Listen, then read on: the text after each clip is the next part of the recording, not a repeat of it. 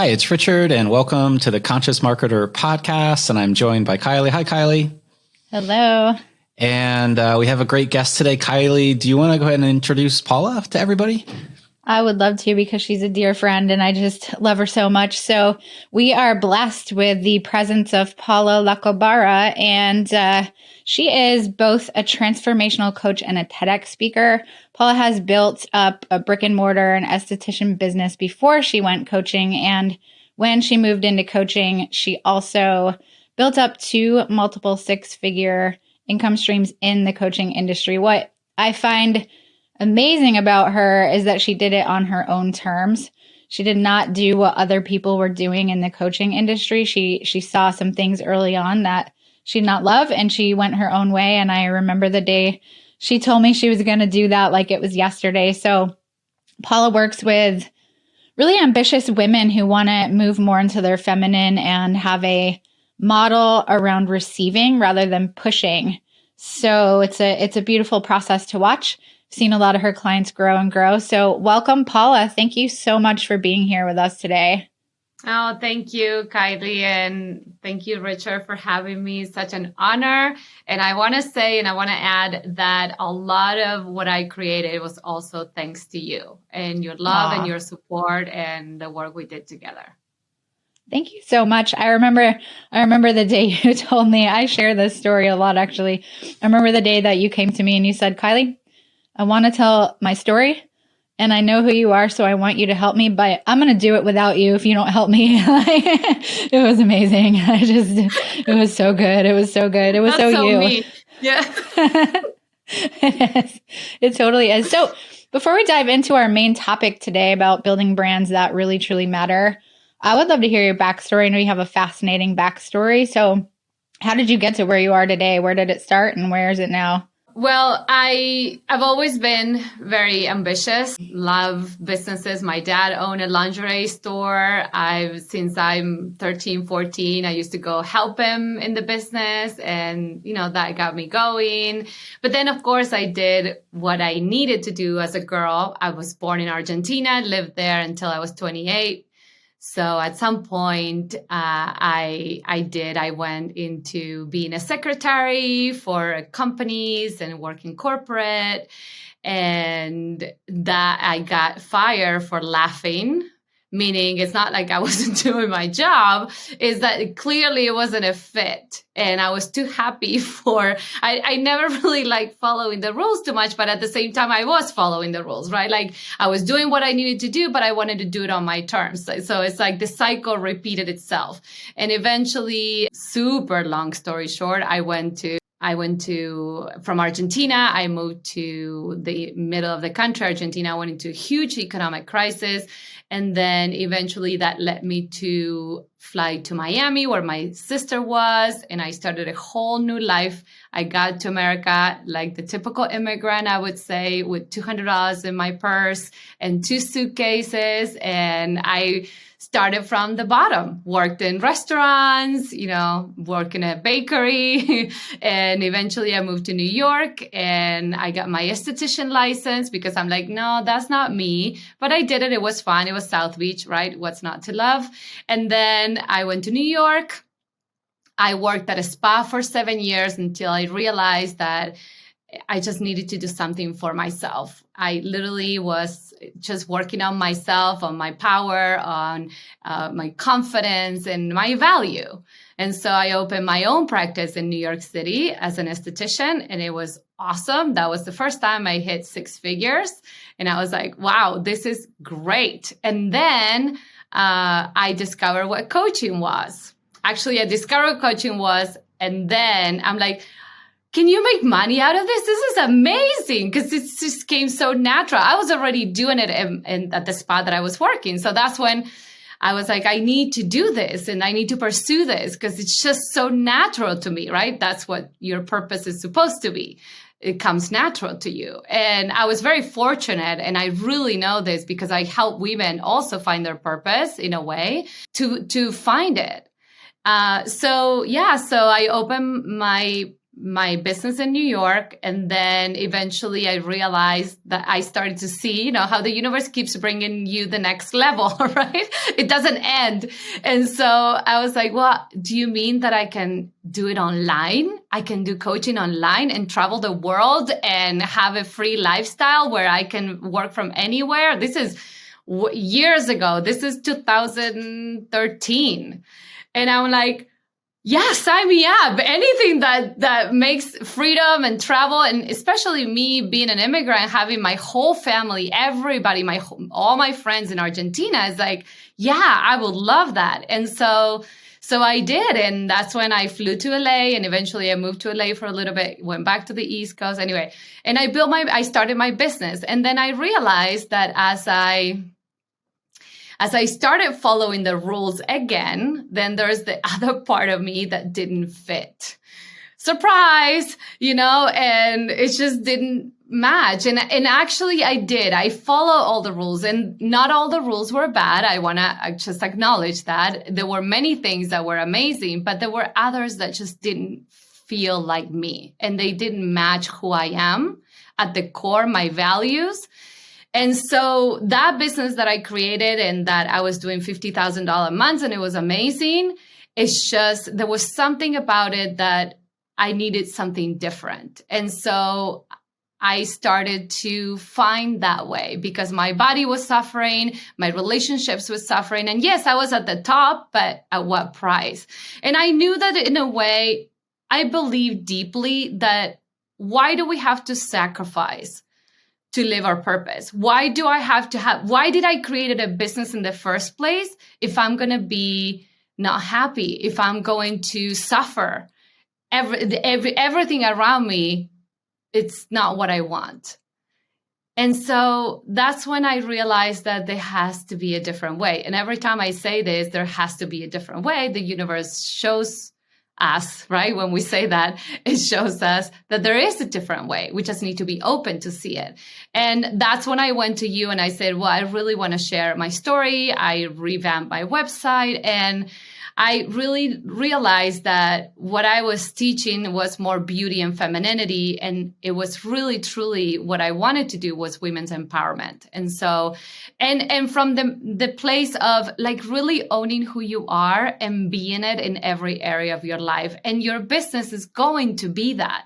It's going to be an area of your life where you put all of your energy, your love, and you want to do it in a way that it's aligned, because that's when it really works. At least that was my experience. And yes, you can do it from the technical part, more, I would say more the masculine, like doing the right things, and it works. But again, how do you connect with it? Do you really connect with it? Is that who you truly are? That's awesome. I really like that term, on your own terms. You said that a few times. And then doing it your own way, and why sacrifice? If you're living your purpose, why should you have to sacrifice to do that? What do you think are some of the blocks that people have that take them off course from following their purpose and doing it their way? One of the things is, again, the fear that if you don't do it a certain way, it's not going to work. That means that you're not trusting yourself, right? And with all honestly, I mean, I didn't do it the first round that I did it. I did everything they were telling me because I didn't know. I didn't have the confidence. But as I continue to explore, instead of keep hitting my head against the wall of things that, yeah, this works, but doesn't feel good. Yes, that works, but doesn't feel good. And the truth is that my body was talking. This is what I talk about. When we integrate in the business the feminine, we feel, we know. And again, when we feel and we know and we're connected with the feminine, we connect even at a deeper level with the people that we're here to serve. So for me, it's like the fear is one of the main things, the lack of confidence, and also a deep thing, especially for women. I don't coach men. I know men have their insecurities and lack of trust and all that stuff, but I'm just going to speak as a woman. For women, I feel like we have such a hard time trusting ourselves.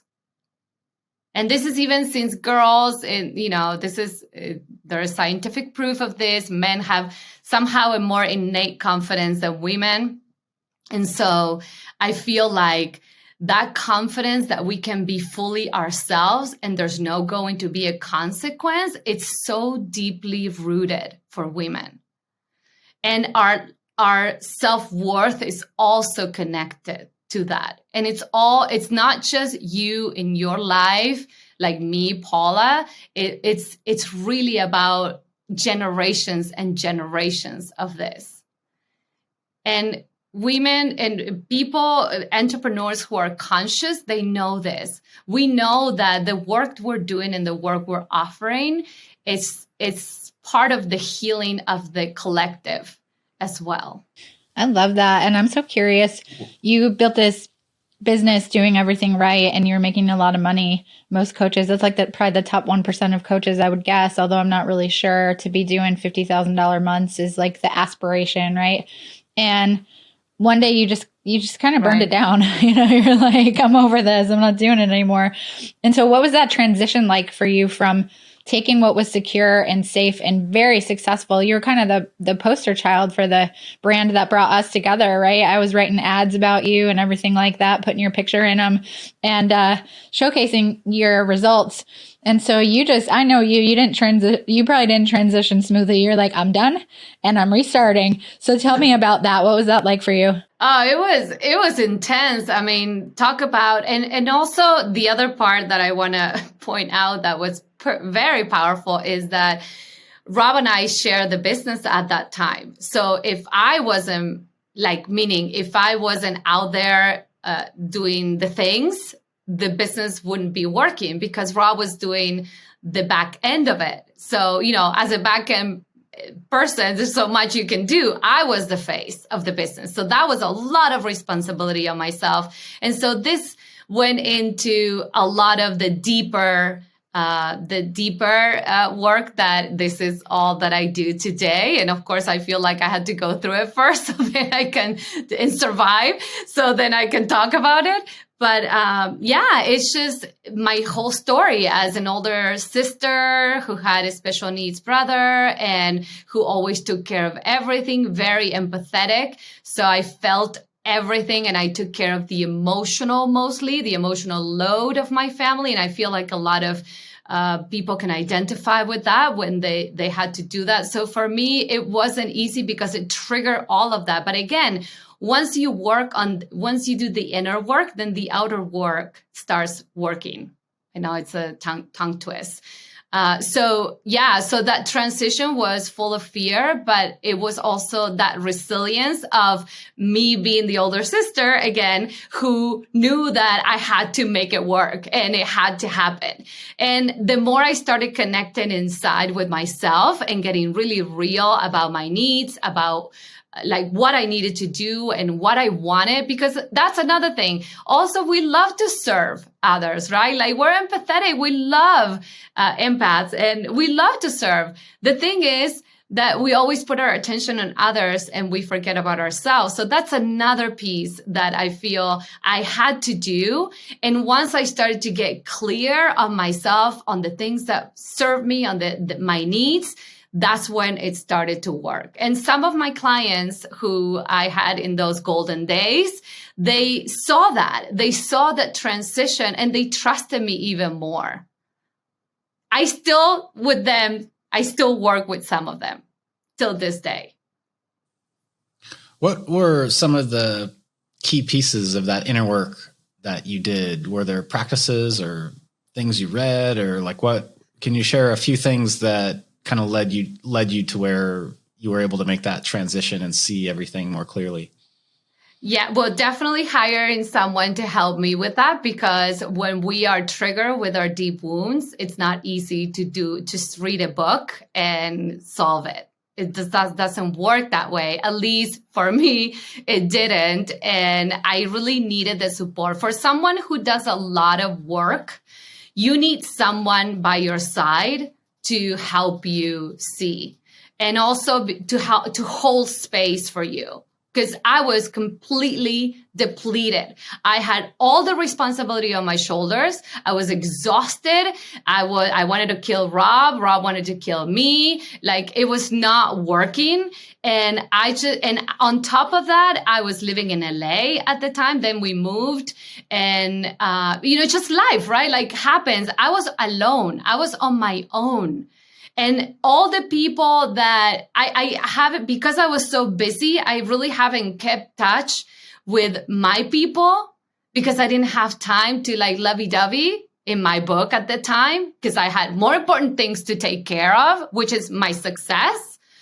And I lost track of myself. I lost track of my life. I felt like I was on my own. And so the first thing was to ask for help, because I needed to, I'm very brainy. So, and I'm very hard, but I'm very brainy, and my brain needed to understand what was going on. So I needed to have someone to help me put things in place. And literally today is exactly what I do with my clients. Okay, so you have this mess in your head. Let's put things in place and let's start one by one. And then you realize that there are actually, once you go with one, then there are other pieces. It's all related and it's all connected. And so one of the biggest things, because of the experience that I had at the time, was healing a lot of the feminine, my mother story, my mother wounds. Then also with business, my dad, it triggered a lot of stuff, because my dad actually, that business that he had, that lingerie store, he went bankrupt.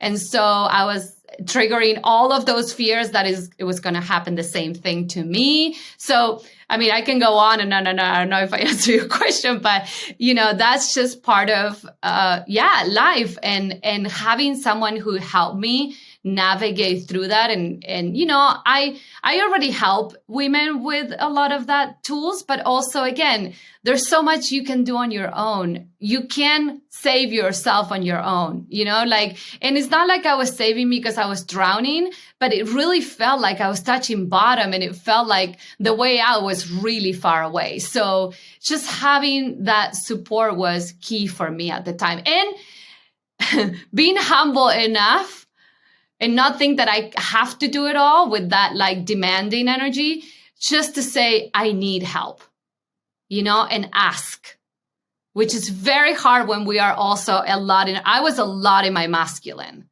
and I wasn't seeing that. Makes total sense. And I would say, because I was part of that time with you, I was with you in terms of that transition. We were talking a lot and had just kind of met. And I would say that rather than building a business, you really built a brand that was more of a movement. And I'm curious if you could tell us about that. I don't know if you're still using the Empowered Woman brand context or name, but I want to hear a little bit about that. Yeah, well, that's when I really, and Kylie, I do want to say that's what I was saying at the beginning. Kylie showed up before, but I knew that she would get it. And that's why you need to help me communicate this. There's the way I'm communicating my message is not the way. And I say, you are the one, and I like the Neo, you are the one to help me with this. And so, besides the emotional piece, I had Kylie help me build my brand, my story, and claim it, because she's like so unapologetic, which I love. And it's like, this woman is gonna really help me with this. So as I stepped into this and I started to write my story, I remember I was so stressed out, and Rob took me to Maine for vacation, because literally I was losing it. And after I slept 14 hours each day for 10 days. I mean, talk about exhaustion and burnout. And once I got back to New York, which I was living now back in New York, the next day, literally just like that, right? The next day I had this download at 3 a.m. of this feminine archetypes, to help women really see the truth of what they needed to see, that I wasn't able to communicate, because I was like, oh, I don't know. This is not what people do in the industry. So who am I? Who am I to say all these things? Anyway, so these archetypes gave me the framework for me to share this everything that women needed to see, and I wanted to do it in a way that they were going to receive it. And when you ask, the universe gives it to you. And I've been trying to I was reading books and I was trying to do it, but it wasn't done. It needed to come through me. And for that, I needed to create a space, which was sleeping 14 hours for 10 days. So yeah, and it's been, I'm not going to lie, it's been an unfolding, a constant unfolding. And I feel like the pandemic was the perfect excuse for me to, again, go back into my cave and do the work and connect with the truth and recalibrate and realign. And now, yeah, the Empower Woman brand is fully alive and shining, thriving too. Can you share maybe some of what you've seen the last couple of years as many people go through these changes and they start to go inside themselves? How do you see that emerging? How are women coming out of the pandemic, and what is it? It's kind of been like a pause, but it seems like something's being rebirthed. Do you have any thoughts on that? Oh my God. One thought? No, I have many, many thoughts on that. This is it. This is it. This is what, and in business it's kind of funny. And again, as we go, I'm realizing all these things. Sometimes we try to push things to work, and I remember when I received the archetypes, I'm like, I want to do this. Like the world needs to show, like the world needs to know. And I did a few webinars and it was immense, like just awesome. But I also knew that there was a deeper layer. And the deeper layer is that I needed to be fully aligned with it. And so this pandemic, when we had the pandemic, I'm like, okay, this is what I need right now. This is the perfect excuse. This pause was the perfect excuse for me to really align with this myself, so then I can bring the full movement, which is happening now. And in business, sometimes you want things now because you're after the money. And I totally get it. Of course, that's why you're in business. However, business is not solely about money, especially if you are building a business from your purpose. And there's times and the timing of things is brilliant. And so for me, and it goes well together with your inner work. That's at least how I experienced it. Maybe not everybody feels it that way, but that for me, that's what it was. So this last 2 years, it's inevitable to think that it's happening. We are awakening at a deep, deep level, more than ever before. The fact that we stayed at home, besides all the conspiracy theories, that we stayed at home, it means that we were called to be home with ourselves. That was the bigger message, I feel. And so now is the time to do the work that you need to do to be fully present and fully, like in the fullness of who you are, to offer your gifts and to do what you need to do. So for those of us who already were on the journey, it's amazing. This is the time. This is the time to go for everything and trust that we're fully supported. We are fully supported. I love that. And what have you seen happen for some of your clients over this time? What are some of the stories of change, transformation, empowered womanness, all the things? Well, I mean, my clients are rocking it. Honestly, I'm in awe. What I get the most out of this is like women, even through the pandemic, they were freaking out, as a lot of us, and just really not knowing that what was going to happen with their lives. And, going into the feminine work that I say, and working with the archetypes, what allowed these women is to understand that there was a different way. And, I have this client in particular who is coming to mind right now, and she is the breadwinner. They have 5 kids and she loves her work. She loves to work. And they decided in the relationship that that's what they're going to do. And once she started to really get herself in her alignment and knowing what she wanted, now, instead of working so hard and being scattered and not even paying attention, not being anywhere, because when you're scattered, you're not at home, you're not fully in your business. She decided to do the same thing I did, not because I told her, but because she came with her conclusion to really reassess her business and say, from what place am I running my business? What do I want to do? And she paused a couple of things, and then new opportunities started to come out. I mean, she works at events. So clearly events in the pandemic wasn't the business to be. However, things just started to work out for her, and they hired her to do some other pieces of the same business. And now she's coming into herself. And the beauty is that she had a vision for her purpose, her real purpose, which integrates part of her knowledge, but now she's going for it. So she's focusing her energy on that, and she still is the breadwinner, and she has so much joy. She connects with her kids so much more. She's gardening in the summer. It's just, she's like, I didn't even know this existed. I didn't even know that I could have the fulfillment, the fun, the joy. Is her life perfect? No. It's my life perfect? No. But we get to choose at every moment, and we get to prioritize ourselves. I go skiing every day before work.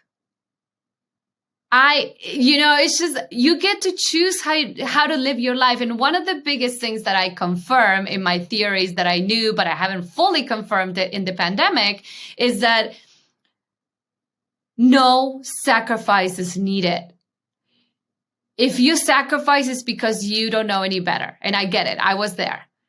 But there's no need to sacrifice. Once you start really choosing you and choosing your priorities and your values and saying no to what's not that, I promise you, like, if anything from this conversation, I want you to receive this. I promise that the universe will pick up. Well, it's like the magic carpet ride, in Aladdin. Like, it comes when you're falling, and it'll sweep you up because it's there. And the thing is, you have to choose yourself, because you are the source. You are the motor. You are the one that's doing everything. And if you're not taking care of, who is going to take care of? Who is going to take care of you? Right? And not because we have to be at the defense of things. It's like really trusting that choosing you is absolutely worth it. The money comes. I had clients. So for me in the pandemic, I had past clients who wanted to do deeper work. And I changed the business model at that time. And now I'm going more into the outer, more the inner. So I did private coaching. And then that was the first year, 2020. 2021, I had this immense opportunity to be for the Spanish market, to be on a summit with 40,000 women. And I had women sign up I had to translate it as I went. The level 1 program, the receiving program, power receiving program. And I was the feminine art of receiving call now. And I had to translate it into Spanish. And now we're going into the next level. And now so now I'm coaching in English and Spanish. I never knew that would happen. I didn't plan it. It came to me through an invitation that this woman found me through a podcast that I did on one of my clients 5 years before. Like, what in the world? That's what happens when you are aligned and you take care of yourself and you choose yourself and you do the work. Can you give maybe some practical advice on, like, so you choose yourself and you're like, okay, universe, I need some things to happen. Like, how do you communicate that, and how do you put that out? And then how do you be open to receive the guidance? Because my sense is, first of all, there's a step of how people ask and if they ask. Yes. And then the second is, okay, I've asked, but my sense is a lot of people maybe miss the signs, that are all around them. Yes. And that's a key. I love that you said that. So the first thing that I would say is clear out what's not serving you in your life. Because if you want to receive, you want to create space. That's the first thing. Before asking, before anything, the first thing that needs to happen is that you need to create space. And that's already very triggering because you have to say no, right? You have to say no. You can't do it after the busy day and after you put the kids to bed and all that, and you have 3% left. You can't do it then, right? Right, exactly. So first thing in the morning is the time where, but again, right? Like, yes, you set an intention. So becoming very intentional and very present about things. So take your time. Again, this might sound counterintuitive or counterproductive. I tell you, and I'm sure all these experts, they share all these things. You can't go at it, and expect to be aligned. It doesn't work. So the main thing is explore even clutter in your house, like literally, I'm not kidding, or your office, wherever you are, make sure that it's clean and clear, organized. There's such an energy thing about it. So then after that, what you do is you get clear on what you want. And again, you don't have to have all this super, super, super specifics, but just what would feel really true and good to you. That could be a question. What feels really true and good to me? And sometimes seeing that is triggering as well. So that's kind of the work. So then write intentions. And in the morning, when you start your day, I write every morning, like literally every morning, my intention for the day. Who do I want to be today? How do I want to feel? What do I need to do? Literally, those 3 questions, and then set the intention. We create everything that we set ourselves to do, right? Like our mind to it and our heart. That's why I say, how do I want to feel today? Because you're calling it in. And I said this to my clients, the first thing that your day needs to start first with you, and it needs to end with you. So at the end of the day, really acknowledge and appreciate your day, even if it was crappy. Like, what did you learn? There's always a lesson in our day. What did you learn that day? What can you course correct tomorrow about the day that happened? Those little tweaks, trust me, we think that, oh God, it's a waste of time. Oh, I don't have time for that. I have to do and to do. Yeah, but you can't keep doing without allowing space to receive and also to connect with yourself. Because the more you're connected with yourself, the more you can give to others, and the clearer you are, and the best usage of your energy. Yeah, I love that. And before we sign off for today, you have, first of all, for those of you who are wondering, who's this Rob guy? It's her husband.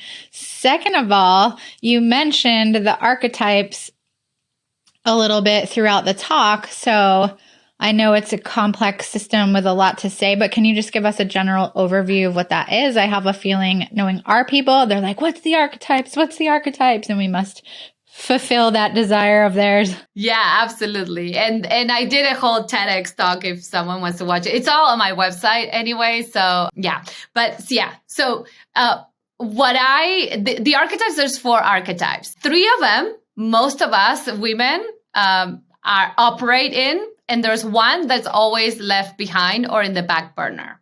Okay. But that one that we leave behind is the key to our balance and our feminine power and our sanity. So the first one is the good girl, right? The good girl is the one that does everything right, checks off the boxes. She's the responsible one. She's the one that always shows up. She does, and she loves to make people happy. She really do. She is the compassionate, loving, empathetic, and she wants to give. She only cares about giving to others and making people happy. That's her nature. So we can't judge her for that. That's who she is. The problem is that she learned that she solely needed to give to others. So when she does that and she only gives to others, that's when the victim archetype shows up.